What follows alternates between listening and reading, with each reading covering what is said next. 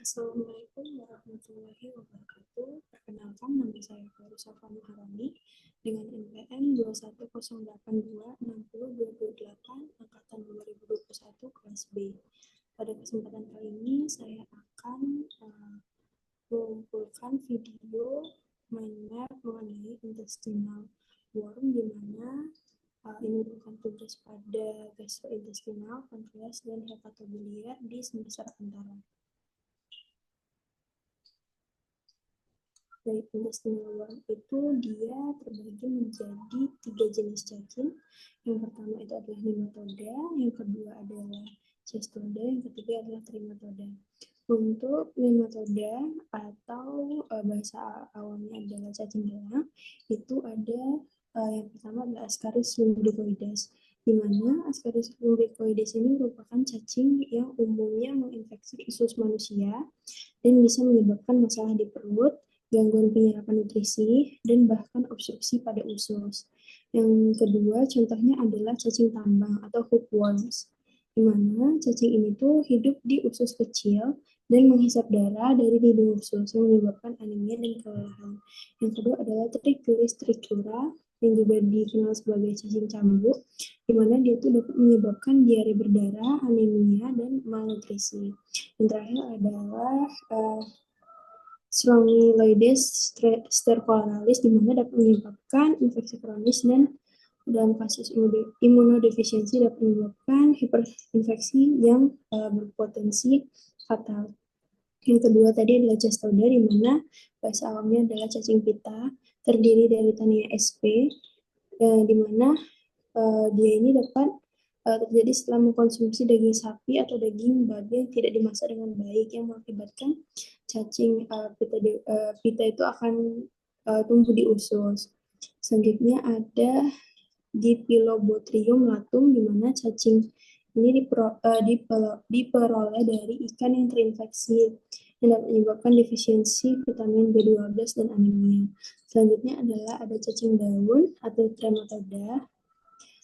Itu terdiri dari Phaseolopsis fusci, di mana merupakan cacing daun terbesar yang menginfeksi usus manusia yang biasanya ditemukan di Asia.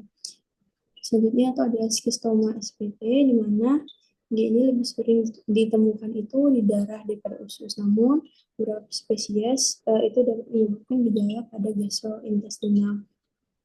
Selanjutnya adalah bagaimana cara penularan daripada intestinal worm ini. Yang pertama adalah makanan dan air yang terkontaminasi, di mana telur atau larva cacing ini seringkali dia mencemari makanan atau air, misalnya sayuran yang tidak dicuci dengan baik atau air yang terkontaminasi. Selanjutnya itu adalah sanitasi dan kebersihan yang buruk, di mana nanti lingkungan yang kurang bersih seperti tidak memiliki toilet yang layak, itu dapat meningkatkan risiko penularan. Selanjutnya adalah berjalan tanpa alas kaki, terutama pada cacing tambang. Larva itu dapat menembus kulit dan masuk ke tubuh melalui kontak dengan tanah yang terkontaminasi. Selanjutnya adalah mengkonsumsi daging atau ikan yang kurang matang. Nah, infeksi cacing pita itu seringkali terjadi setelah mengkonsumsi daging yang kurang matang yang mengandung larva cacing. Selanjutnya itu adalah manifestasi klinis atau gejala, di mana biasanya itu terdiri dari nyeri perut, diare, penurunan berat badan, anemia, khususnya itu pada infeksi cacing tambang, sering kehilangan darah kronis yang dapat menyebabkan anemia. Lalu bisa juga malnutrisi, terus kelelahan, dan muntah, serta gatal di sekitar anus. Ini terutama pada infeksi cacing kremi yang paling aktif di malam hari dan menyebabkan gatal-gatal di sekitar anus. Nah, selanjutnya adalah diagnosis.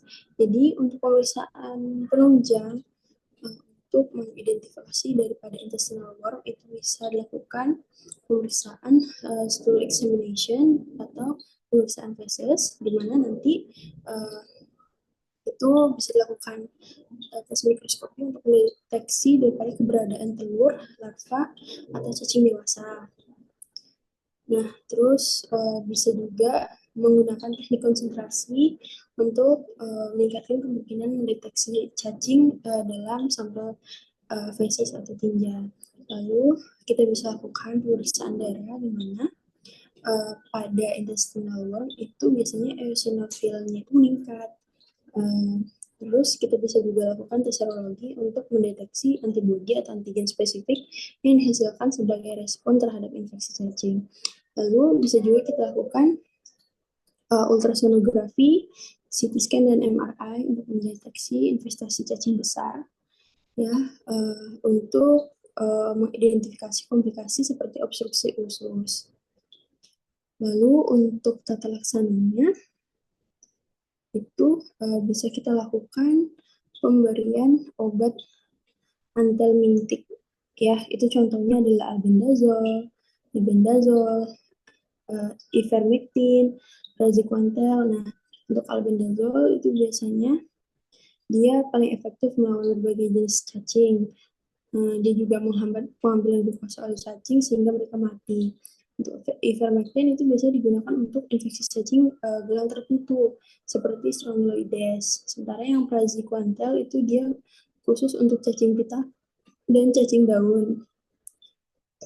Lalu untuk perawatan suportif lainnya itu bisa kita berikan suplemen zat besi karena biasanya pada pasien-pasien dengan infeksi cacing tambang biasanya mengalami anemia.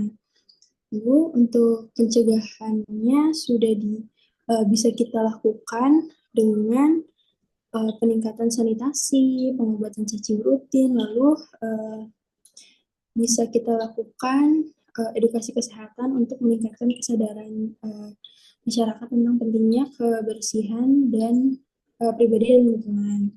Lalu untuk komplikasinya pada pasien-pasien yang bisa terkena cacing itu bisa terkena obstruksi usus. Yang pertama, yang kedua itu bisa perforasi, yang ketiga ada sindrom malabsorpsi dan anemia kronis. Jadi pada obstruksi usus itu cacing besar atau jumlah besar cacing dapat menyebabkan pengobatan di usus yang memerlukan intervensi medis yang sesegera mungkin. Untuk perforasi itu biasanya terjadi pada kasus yang parah sehingga terjadi menyebabkan lubang pada dinding usus yang berpotensi untuk mengancam nyawa. Baik, itu saja yang bisa saya sampaikan. Berikut merupakan referensi yang saya gunakan. Di sini saya menggunakan 2 buku dan 1 jurnal. Saya akhiri. Mohon maaf bila ada kurang dalam berkata-kata. Kesempurnaan hanyalah milik Allah. Saya tutup. Wassalamualaikum warahmatullahi wabarakatuh.